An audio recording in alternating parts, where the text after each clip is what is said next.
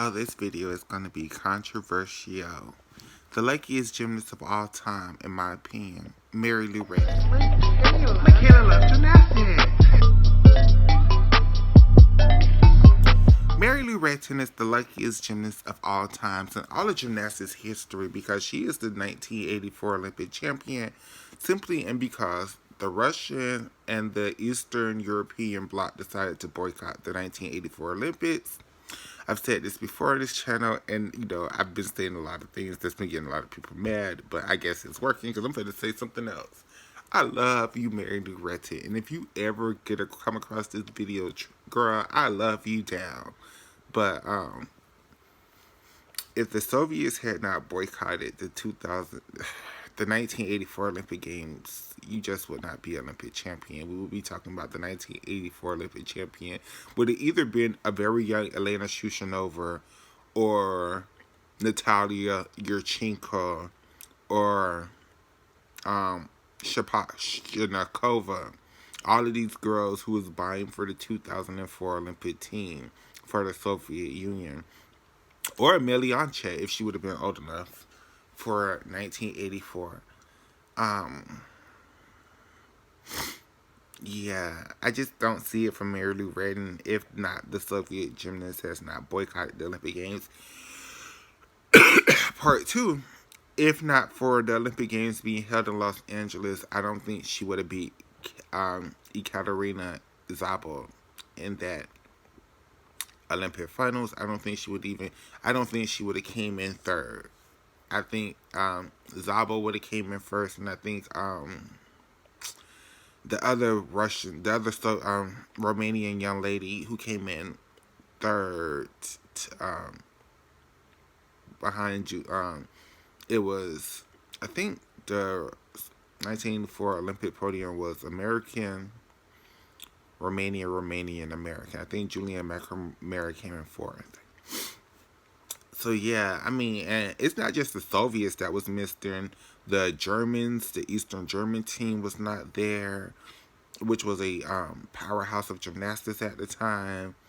A lot of the European countries that weren't part of the Soviet Union at the time, but that was powerhouses at the time, they weren't there. So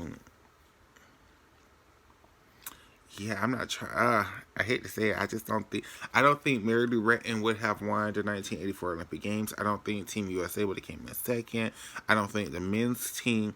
So, at first it was Mary Lou Retton. I'm just saying, USA Gymnastics in 1984, period, was the luckiest set of gymnasts of all time. Because I don't think the men's team would have won that competition if it's not what the Soviets. I don't think the men's team would have came. I don't think the men's team would have beat China if it was a normal Olympic Games. I don't think the women's team would have beat China if it was like a normal Olympic Games. Like,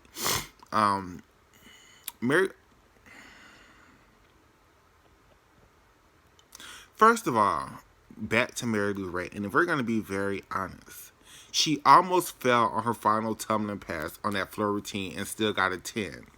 She almost fell on her final tumbling pass on that floor routine and still got a 10.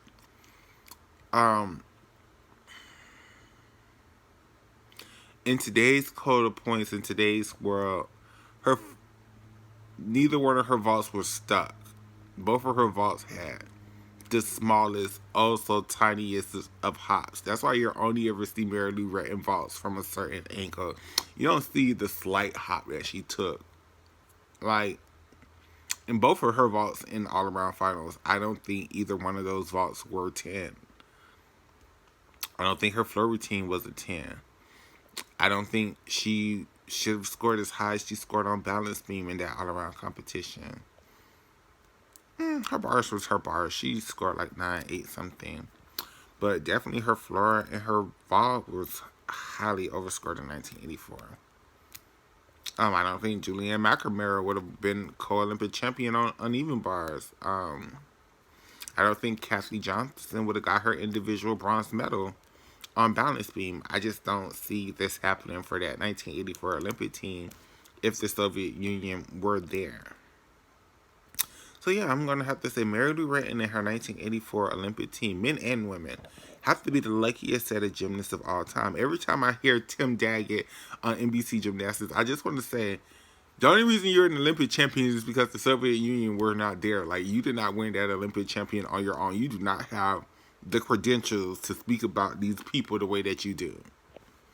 Um, yeah, with that being said, we're going to continue this series until December, and then we're going to start the most unluckiest gymnasts because there's a bunch. Michaela loves gymnastics.